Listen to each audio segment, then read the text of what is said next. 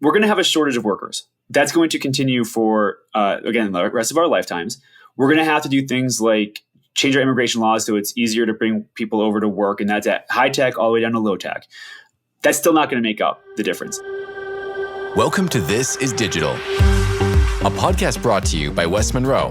Join us as we talk to leading experts about bringing the digital mindset to your organization.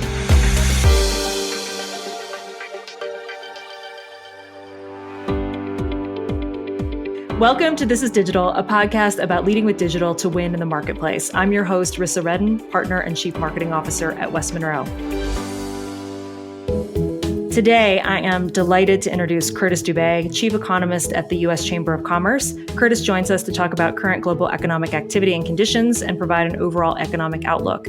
With the uncertainty upon uncertainty upon uncertainty that we experience, I am looking forward to clarity with today's conversation, Curtis. But Curtis, as we dive in, I welcome to the podcast, of course, and I would love to hear a little bit of your background. Sure, glad to be here. So I've been at the Chamber for almost 4 years now. I started right before COVID, so right in January of 2020. Before that, I was at the American Bankers Association. Before that, I was for almost a decade at the Heritage Foundation, where I was the tax policy expert. Before that, I was at PricewaterhouseCoopers. And before that, I was at the Tax Foundation, which is a smaller tax-only think tank. So my background is in tax, but now I've expanded out to the broader economy. I've been doing the economics of public policy for almost 20 years now. That's great. I don't believe we bumped into one another at PricewaterhouseCoopers, but that tells me that you are an expert in this space. In the tax policy space. So let's dive in. I would love to talk a little bit about recession. And this is a topic that I'm starting to see references made to recession fears easing. And is that your perspective? What are you seeing? There's no doubt that the economy is doing much better than anyone thought it was going to be doing at this point. If you went back to the beginning of 2023 or the end of 2022, most analysts were predicting that we'd have a recession this year.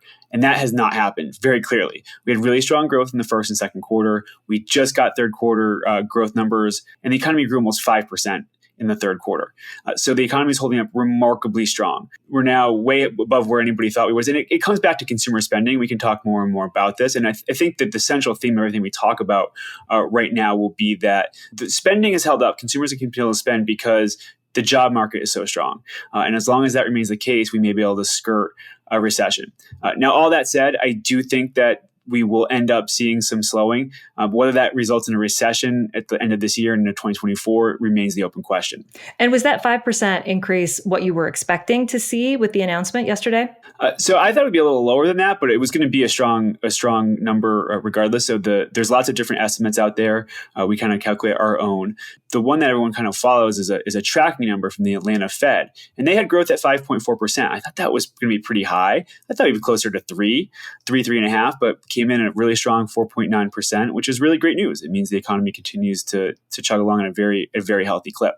And how should we be reconciling? You mentioned the jobs remain strong, and yet we see headline after headline about layoffs. How do we reconcile those two? Because it feels like it's dire, and then we read this positive news with the jobs report. How do you think about those two pieces of data? The jobs market is really interesting because it remains so strong.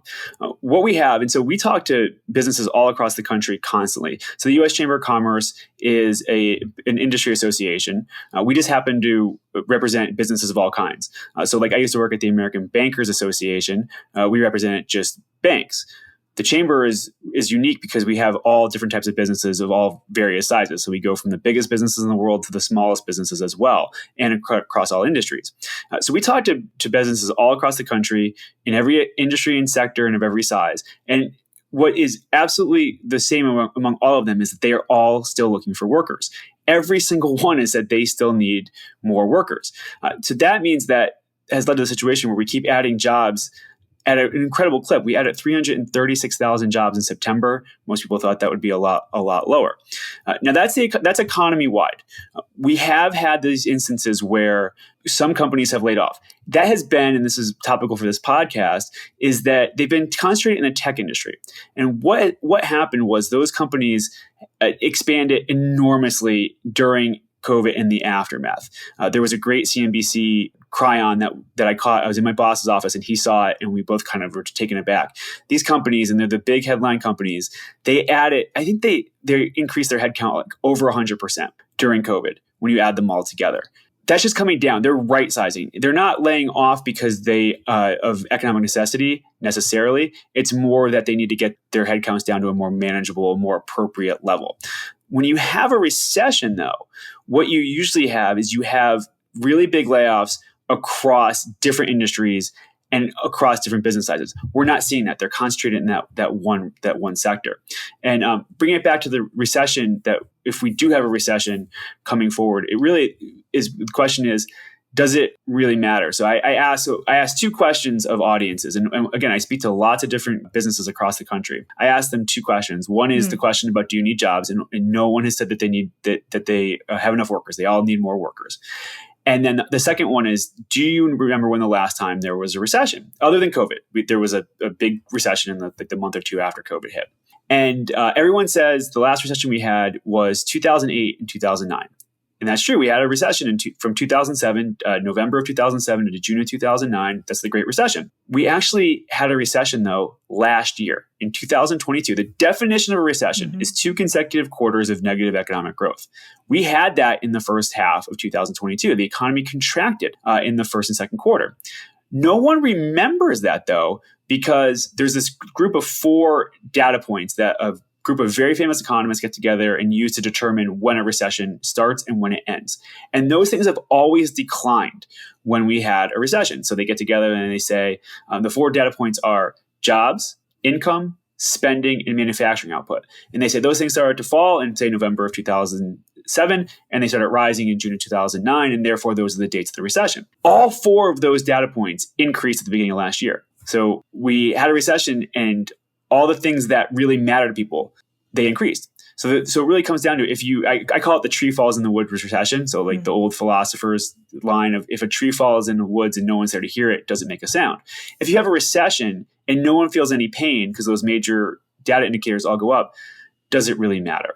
And that's the type of slowdown. That's why I use slowdown recession we're looking at in late 2023 and into 2024. Something that would technically match the definition of a recession maybe, or a slowdown. But because of the desperate need for businesses to continue to add workers, I don't think it will be that painful. Well, and I think you raised a really interesting point around perception is reality. And, when people believe something to be true or not true in this case, there are implications, for it. And I guess if you think about the next quarter or the quarter after that, what do you think we'll see? Will people ease up on recession fears, or will they continue to bear down on them? So the fears of recession have certainly been backed off because the economy has held up so well, and inflation's come down a good deal. Not as much as it needs to come down, but it's come down enough where it's pretty clear the Fed's not going to raise interest rates again, at least not next week when they meet again, and then probably not again this year. So that's led to this pullback of the predictions or estimates that we'd have a recession. Are you interested in AI but not sure how to apply it to your business? You are in luck. Our AI experts at West Monroe are launching a new video podcast called This is AI. It won't be like anything else you've seen or heard. Instead of just talking about AI, our experts will show you real examples of how to apply AI to your business. It will launch September 30th, and you can find it wherever you listen to podcasts and on YouTube. I still think the economy slows, though. We had a huge increase in interest rates from when the Fed started raising rates in February of 2022 through now. And there are long and uncertain variable lags. That's kind of the terminology used when it comes to monetary policy.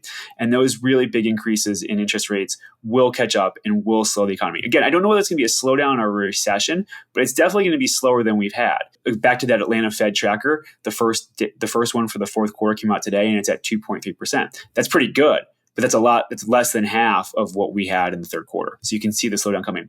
Where you can also see it showing up in data. So there's a reason why there's lots of people who are pessimistic about the economy, because there's plenty of data points to point to if you think the economy isn't doing so hot. One is that manufacturing has been slumping for a long time now. There's a very well-known survey. ISM does a survey of manufacturers. It's been below what would be recessionary levels for the manufacturing sector for 10 or 11 months now. So for almost a year. So manufacturing is not doing as well as it did. It did really well during COVID, and it's come way down since that. So that's a major one. Consumption has spending. The U.S. consumer has been spending at an enormously high clip for a really long time. And that's really what it comes back to. People don't really think that can continue. I'm kind of one of them. But you can dig in. So spending increased at a really pretty good clip in September, well above the rate of inflation. But if you dig in, the reason why that's been able to continue is because wages have been growing faster than inflation for the last few months. And so we can use that it's inflation adjusted real growth in income to supplement or to drive our spending, because savings is mostly gone from COVID and credit card balances are mostly spent up. Income fell below the rate of inflation in September. So that's another thing that can be pointed to. And then business investment has been soft. And of course, interest rates are having a big impact on the housing market. Although that hasn't, prices have come way down, which helps inflation, but the demand remains really strong.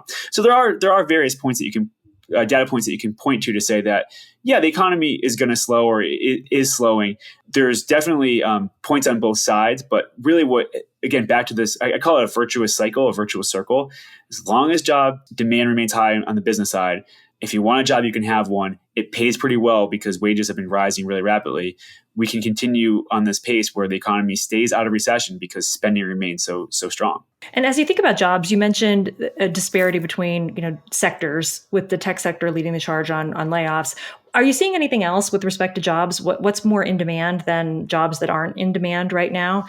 Are you seeing some different segments emerge? Really interesting question. And the answer is that every industry needs more workers. No matter who we talk to, no matter what data you look at, you see that they're all short of workers and they all need more. Now, there's certainly some that need more workers than others. The industry that kind of led the charge out of COVID was leisure and hospitality, because they were down so far. But they've actually been pretty slow to recover. There's still a long way to go in terms of staffing up bars, restaurants, theater venues, hotels, airlines, all the places. You know this intuitively, because when you go to these places, it's not like it was in the summer of 2022, but it's not back to where it was, say, pre-COVID. So the answer is the service-based industries that really got hit during COVID are still not back to where they would like to be, but still no one. And the businesses that are, we had this problem pre-COVID. We had a shortage of workers. We had a shortage of skilled workers. So tech clearly had a shortage of workers. That remains the case. Businesses are very short on highly skilled, specialized workers. But that was a pre-COVID problem. That's something that's going to exist going forward as well. It's probably the key structural issue for the economy for the foreseeable future. So I've been saying for the rest of our lifetimes, we're going to have a shortage of workers relative to job openings. And we're going to particularly have it for highly specialized jobs that workers need a lot of skills for. But we're also going to need it for all other jobs as well.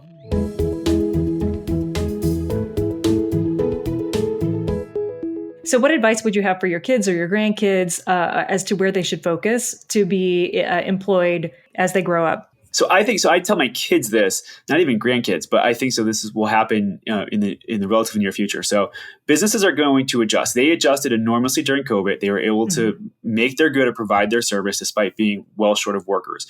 But what I think the future of the job market looks like is businesses will figure out how to do things. They're not necessarily going to hire a full-time staff of workers that they're permanently attached to the company. What it's going to be is that we have an ongoing project. We need people to do a certain type of thing. We're going to go out and find people who have those skills and retain them, like 1099 workers. We're going to retain them for their particular skill.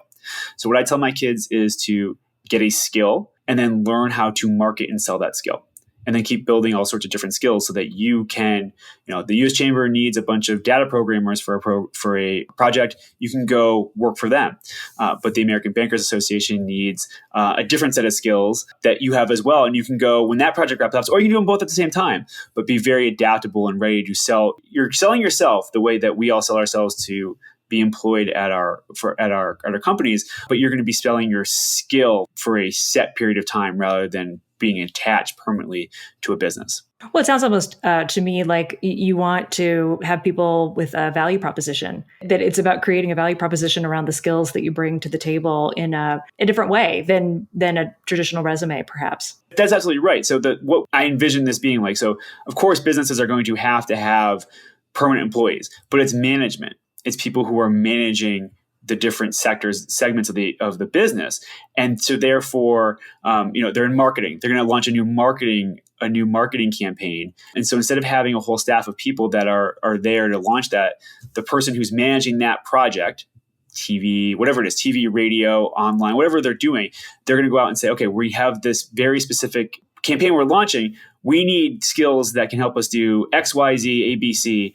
And then go out and find them. The way that you use Angie's List or TaskRabbit or those type of things that we use in our personal life, that's how I foresee the job market evolving, that you go out and find a person who can do the specific skill for a specific set of time at a set price that is set in the market. And there are job boards that do this. InstaWork is one that we work with, or I think they're a member of the U.S. Chamber. They do hourly jobs. So if you're a bartender, that's your skill set. Your skill set is you are a bartender or a server. The local restaurant, this happens a lot now.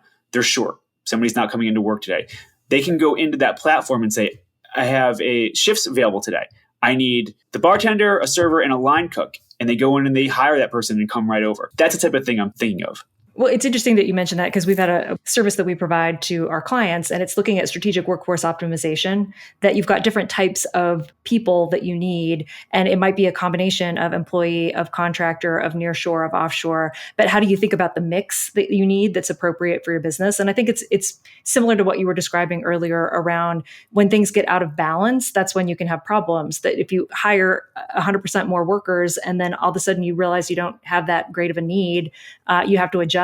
And so how do you think about that optimization moving forward? I think is an interesting one. And I think there are also different challenges related to managing that type of workforce, where it is a bit different than what people are accustomed to. No, that's exactly right. That businesses want to be flexible and adaptable. It's a lot harder with a permanent workforce. And if you can go out and acquire the skills you need for a set period of time, that allows you to shift very, very quickly. Well, and I feel like, though, it also, on the other side of the coin, it also creates some challenges of, what if I can't get somebody? Because I'm putting it out on the exchange and I'm saying, hey, I need somebody for this shift that's happening in 2 hours, and there's nobody there. I mean, it's an interesting problem to think about, that you're moving from, where you have people permanently, you want to shift to something that's perhaps more flexible, but what's the level of discomfort in matching the resources?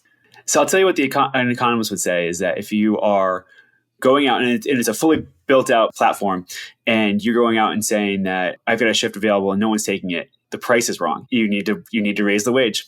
To spend up. That's exactly right. I mean, it is interesting to think about the exchange and turning it into an exchange, and how do you then manage your position so that you get what you need. But how much flexibility is there to really take the price up if need be?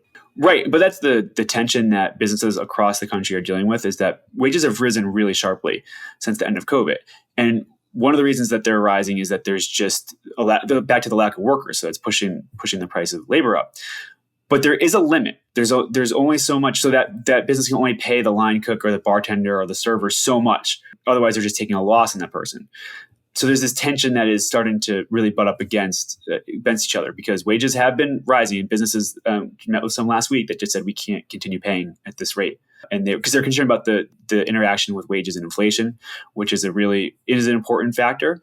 One of the things the Fed worries about is called a wage price spiral. Prices rise, workers ask for higher wages to make up for the higher prices. So prices go higher, then they ask for higher wages, and we keep getting this upward spiral.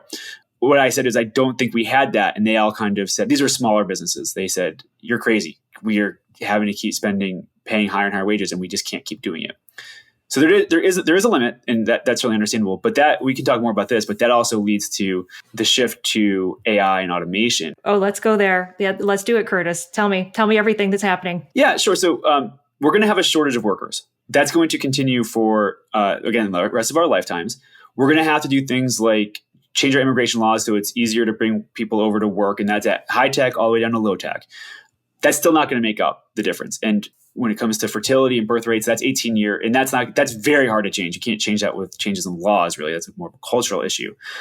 So even if you did, though, that's 18 to 20 years before those children become into the workforce. So we're going to have a structural imbalance no matter what we do, because I don't think we could even get enough immigration in.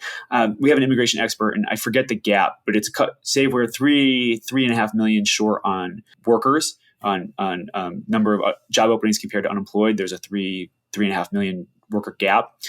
Immigration can make up for a lot of it, a million or two, but there's still then that other million that are need to be filled. So businesses have to figure out how to do that. We know that they're going to do that because they did it during COVID. The way I see them doing it is with capital investment. But going forward, that's going to be technology. That's going to be AI and new advances in technology. So there's lots of different examples, but I'm seeing that white collar is going to matter. So you're going to, instead of having a team of research assistants or assistants, you're going to rely on your AI. You're going to need your AI to draft your emails for you, to do some of the other scheduling, kind of the things that are replicable in your job that AI could reliably do 80, 90% for you. That's certainly going to happen. Lawyers, a lot of paralegal work is going to be done. A lot of case studying is going to be done with AI. So it's going to matter. It's going to matter for white collar, but it's also going to matter for blue collar. It's going to matter for service jobs. So I use the example of hotel workers. So hotels have had a really hard time getting workers for a long time now.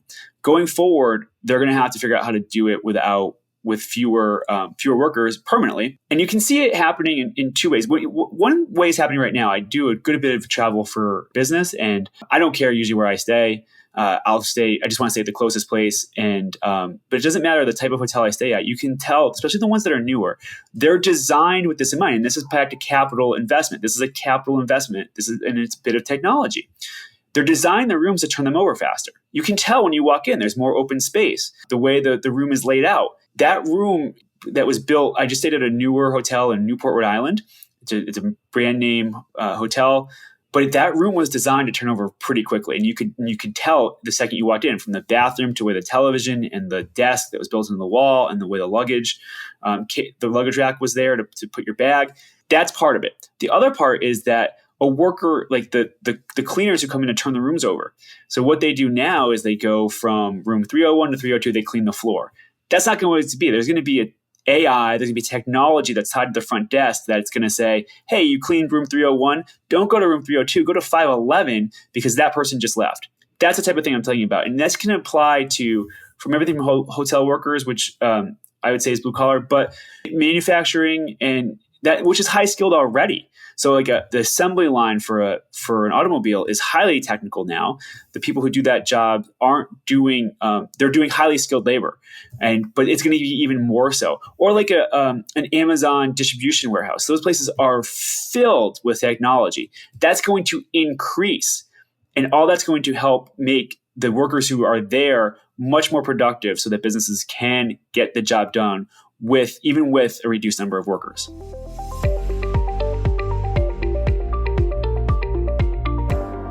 Curtis, I'd like to turn now to the topic of deglobalization. And I would love to get your perspective. This has been a topic that I'm seeing and reading more about, and would love to get your perspective on what this means for businesses today. Yeah, it's a really interesting one. And so this goes back to COVID. And so we had our retrenchments to our homes, our communities, but we didn't go very far, and especially our countries. And to me, it was pretty obvious that in the aftermath of that, the U.S. at least was it didn't matter the cost, the economic cost or the dollars out from the federal government, was going to do some kind of retrenchment so that we made things here. The immediate ones were going to be things like any pharmaceuticals, the PPE, and then anything that was tied to national security. And I was pretty sure that national security was going to be defined very largely. And that's kind of what we're seeing. So we had three major bills at the federal level during the Biden administration. One was an infrastructure bill, one was the CHIPS Act, and one was the Inflation Reduction Act. All of those have major subsidies for producing things here in the U.S., and they're all very technologically focused. So electric batteries, superconductors, those type of things. So I wasn't surprised that was going to be that happened, and it has happened. What I'm not so certain now about going forward is how much that's going to continue. So the Biden administration is going to say very clearly that this has been a huge boom. And you can see it in the macro data. You can go into data on construction, and construction data for manufacturing plants is skyrocketing. And that's for the EV factories, and it's for the chips factories and a few others that have gotten major subsidies. But everyone can see it. The subsidy is leading to the increased activity. What I don't know whether there'll be a realization, which is kind of basic economics, that dollar that is now going to an EV factory, and it's not necessarily a factory, it just has to be assembled here, because we don't have the rare. So even if you wanted to do all that work here, we don't have the rare earth elements, at least not yet, the mining capacity to do it.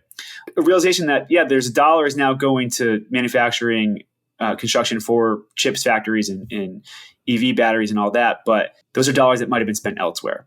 It's the fallacy of the broken window fallacy in economics.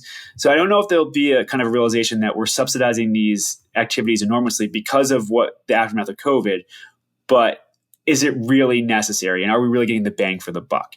For now, I think we're still definitely on the side of we're going to do this because of all the reasons I laid out. But I do think there'll be a little bit of pushback eventually. Certainly, there was a lot of focus on duplicating and creating parallel supply chains and running them through different countries in order to minimize risk attached to being connected to one country. Are you still seeing that sort of activity, or are you seeing people moving away from that? I think so. And I think, so what I just talked about is a government directed effort. That's subsidies. That was, that we did industrial policy. Well, and let me give you the question, I guess, a little bit differently. What strategies should companies be thinking about to manage all this volatility with the changing landscape? Well, the first part is, if countries are going to offer you major subsidies, you might as well take them. They're there, and that's what's happening. That's why there's been such take up. The subsidies are very lucrative, or not lucrative is probably too strong a word. Are very enticing, incentivizing, and so they're taking advantage of them. You might as well. They're there. So that'd be the first thing. So if the U.S. is going to offer them, Canada, whoever it is, you might as well go ahead and take them. I think it really matters for your business about, if you're over. It's risk management, and businesses do this on their own. They don't need the incentive from the government to know that we're really tied to a very important input to our product. It happens to come from one specific place, and we need to mitigate that risk, because if that gets shut off, and that can happen, whether it's tariff, trade wars, whether it's some kind of pandemic breakout or something we can't even foresee, or war. We have to mitigate that risk. So they're going to do that on their own. And so they should continue to do that. We talk about the kind of modern economy and electric cars. It's a lot of mining of materials. This is back to an industrial economy. You need all the lithium and all the things that go into the batteries have to come out of the earth. And that's not necessarily something that we can do here. We'll probably find it eventually. The U.S. has been very fortunate over a couple centuries now of being able to, of our natural resources. That's the one thing that is really concerning. So if you have a natural commodity type thing that is only in Russia or Ukraine or China, that really increases your risk. And there's only so much you can do to reduce it. If we think about 2024, I'd like to hear your perspective as a tax expert, certainly. What does the outlook look like for 2024, and how is it being impacted by U.S. tax and the regulatory environment? So the economy, or like the potential changes in Congress and in the White House? Let's start with the economy. The way I see the economy going in 2024 is that I do think we'll have a slowdown. I do think the economy picks up middle to late of the year, and then we're in good shape going into 2025. Usually when you have major shocks, and we've had two, we had COVID and then we had inflation, you get weaknesses in the economy being exposed and bubbles bursting. So think back to 2007, 2009. It was like every other day. So we had the financial crisis, the housing crisis, we had the sovereign debt crisis. So these dominoes kept falling. We didn't have that. It tells me the underlying economy is really strong. So once inflation is finally kind of in the rearview mirror, and it's going to be a while still, and the economy is fully ingested or adjusted to higher interest rates, we're in for a really good period of strong growth. Now, we do have some variables from DC. So the big thing is in 2025, a bunch of tax reducing policies that were in the Tax Reform Act of 2017, 2018, I forgot the years now, they expire. So there'll be much higher tax rates on small businesses, and then a lot of other tax increases that will go into effect. That could have a big negative impact on the economy. And that will be played out in the election next year. whoever the Republican nominee is, whether it's Donald Trump or somebody else, they're going to be in favor of extending those tax cuts permanently, or at least for a long period.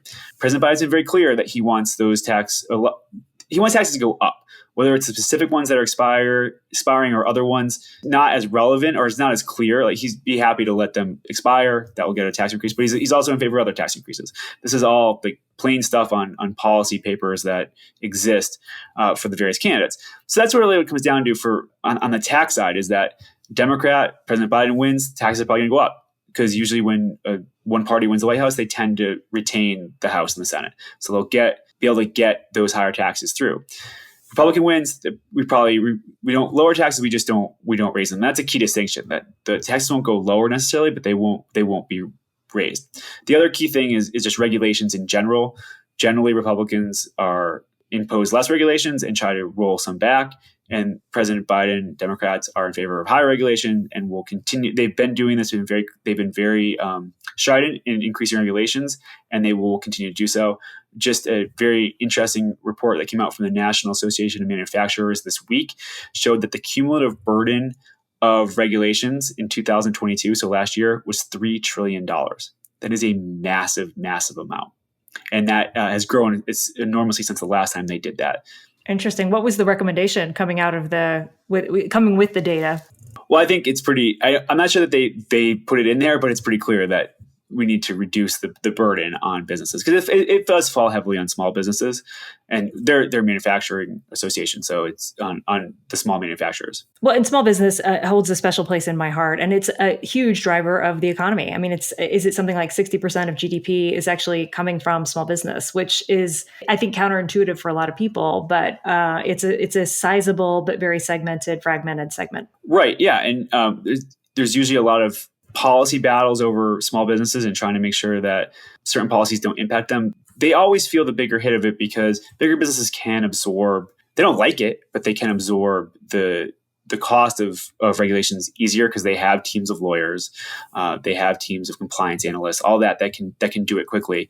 Smaller businesses don't have that, so they tend to take the brunt of it much harder. So it sounds like 2024 will be mixed results, and then 2025 smooth sailing? Well, so something always can happen. So I always say that there's the unknown unknowns, whether it's going back a couple decades now, an oil shock, an S&L crisis, a dot-com bubble bursting, a financial crisis, a pandemic. Things like that can always come, and you can't predict those. There's lots of economists who will predict like 10 of the last 1 recessions. They're always predicting calamity.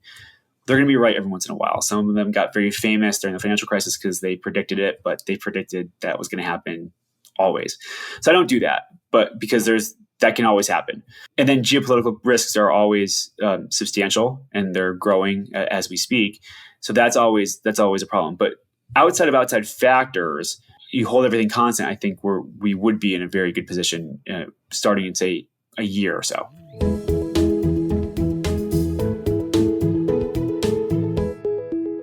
I'd love to shift a little bit to inflation, and I would love for you to recap for us, Curtis. You have a recent article, and it's called "Corporate Greed is Not the Cause of Inflation. Here's Why." Could you tell us a little bit about the article? Yeah, sure. This was like a big issue for a long time while inflation was really rising, and it was based. And I think the president would said it as well, and members of Congress, that inflation. Oh no, it absolutely members of Congress. Senator Warren was saying this frequently, that inflation was really because businesses kept raising prices. That it was their greed that was driving prices up, and that's just totally unmoored from any economic reality. The first question that assertion leads to is, well, if they're doing that now and getting away with it, why didn't they do it earlier? And the answer is because they couldn't raise prices before because the market wouldn't allow them to. What that formulation gets wrong is the causation is totally backwards. So prices started rising for very clear reasons. There were temporary reasons that came out of COVID. There was a huge shift in what we demanded and an increase in demand. So there was all those government checks that went out. So people had a lot of money to spend, and they were spending it not so much on services, because you can't spend on services during a pandemic. They were spending it on goods. That put a tremendous amount of strain on the manufacturing sector and the supply chain, and we had huge shortages and we had huge run-ups in prices. That's very clearly a supply and demand, real economy issue. Then we had a huge shortage of workers because people are sick, people are quarantined, people cannot go to work the same way. That pushed up wages, but that pushed up prices even more because now you can't get your input for your manufacturing company. You can't get anybody to come in to manufacture anyway. So push wages up, push prices up even further. Those things, and the example I think is the easiest to understand is cars. Auto production really tailed off because they couldn't get the chips to finish the cars, but they couldn't do other things as well because inputs, because of workers. So people understand that part. At the same time, though, the Fed had increased, reduced interest rates to zero, had done a lot of other things to support the economy. The money supply went way up, while the economy was growing the money supply rose significantly more, say, than the economy. That's going to push up prices as well. Well, this is basic stuff that there was too many dollars chasing too few goods. Demand was increasing while supply was constrained and prices rose. This is, like, again, straightforward things to understand, but it also get into the causation and the sequencing. Prices started to rise because of these factors, but then businesses responded. They had to raise their prices because their inputs were going up and their wages were going up. And it's very clear when you look at kind of how it all played out that's what was going on. This wasn't businesses raising prices to screw their customers. It was raising prices because it was economically necessary. And you've written quite a bit about interest rates as well. Any commentary there on advice that you have for businesses to navigate the current interest rate environment? Get used to much higher interest rates. So the period that we had from 2007 through 2022, so that's a period of 15 years, is over. We're not going to have near zero interest rates. And this matters a lot in the mortgage and in the housing market. So we're not going to have mortgage rates below 3%. But we're also not going to have low borrowing costs for businesses. They're going to remain high. So the Fed is probably not going to raise interest rates much more than they already have. Even if they do, the market's probably already priced all that in. So interest rates aren't going to rise much more than they are right now because of the Fed. But they're not going to go down either. And they're not going to go down anytime soon. So they have to adjust to this much higher interest rate environment. And rates could go up even outside of Fed actions. And we're seeing this right now because of what's going on with U.S. Treasury rates. U.S. Treasury rates are going up really, really rapidly. And there's a tremendous amount of pressure. And that comes back to the $30 trillion or so of debt we have. And this kind of fear that the U.S. government's not going to be able to service that debt, but actually just the huge amount of servicing it's doing. We have a huge deficit this year that has to be paid for with an enormous amount of debt issuance, and that impacts interest rates as well. And there's just only so much debt that you can put out there without seeing interest rates rise, and that will have an impact as well. So I guess that's a long way of saying that interest rates have risen sharply. This is going to be the new normal. I don't know if it's going to be 15 years like the low period was, but it's going to be a while. As a CEO, or as you go out and talk to CEOs, what are the market indicators that you advise that they pay attention to? I thought about this a lot, and I think about it a lot. And everyone has their favorite one. I don't know if it's apocryphal, but there's an old story about Alan Greenspan, who was the chair of the Fed for almost 20 years, that he always looked at the demand for men's underwear, that men would, when things were bad, men would not replace their underwear, but when times were good, they would. I don't know if that was actually the case, but everyone has kind of their favorite economic data point to lipstick is one that's been cited before. Sure, yes. there's plenty of them. Everyone has their own. To me, what CEOs need to look at is the things that they have a good sense intuitively of what matters and what matters to their business and their industry. So just keep an eye on those things, what you know best. Because if you watch CNBC or whatever, there's always people saying, "Oh, watch this indicator," but then they'll be back on the next day and they'll be talking about another one and they'll forget that one. So I wouldn't put too much stock into any particular indicator, but just trust your intuition and your experience to know, kind of point the way, because you get too wrapped up with all these different ones that are out there. I have CNBC on throughout the day, but there was an important financial market indicator that crossed a certain level today, and that had the alarm bells going. But I think I was watching a couple weeks ago, and they had the same one. Nothing's much changed since then. Well, as we wrap up, Curtis, I'd love for you to boil down for us your top economic predictions for 2024. What have you got? My top ones are that inflation will come down. It's at 3.7, high threes right now. It'll come down, but not to 2%. So the target for the Fed is 2%, but it will not reach 2% in 2024. The economy will be okay, not as good as it's been in 2023, but not calamitous. The housing market will remain strong, even though interest rates will continue to be high. It will remain strong because there's an enormous imbalance between demand and supply. There's a lot of demand for housing out there, and there's just not a lot of supply. It goes back to the financial crisis and the housing crisis in 2007. But there's just not enough units out there, and high interest rates lock people into their current homes. That will remain the case, that prices will remain fairly strong, and that the dynamics won't shift a whole lot, and buyers and sellers will have to kind of eat the higher interest rates, and they will. That's what they're doing right now. I'm trying to think if there's other important ones. The job market will remain fairly strong. That will continue to have an imbalance between job openings and unemployed workers or workers to fill them. And so 2024 remains, it's kind of a status quo year, I would say.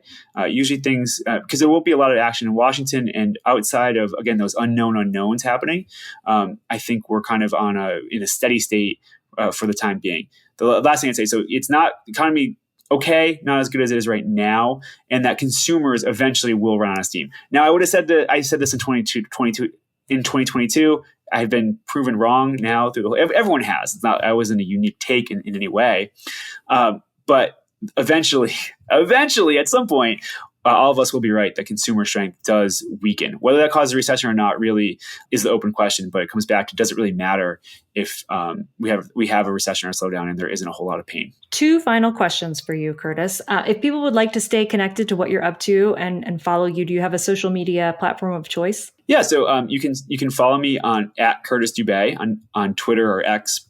But we also have a blog at the Chamber. It's called Economic Viewpoints. So I have a twice weekly post that I put up that just hits on what the key data point of the weeks, the two key data points of the week, goes through. And they're short. They're very short, right to the point.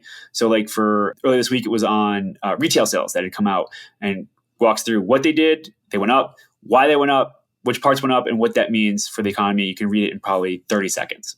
And that's at uschamber.com. Perfect. And then our final question, and this is a question that we love to ask all of our guests on the podcast. What does digital mean to you? What it means to me is it means modernity, progress, the future. Digitization has brought us an enormous distance from where we were in, I call it the analog era. It has helped in progress. It helped in improvement.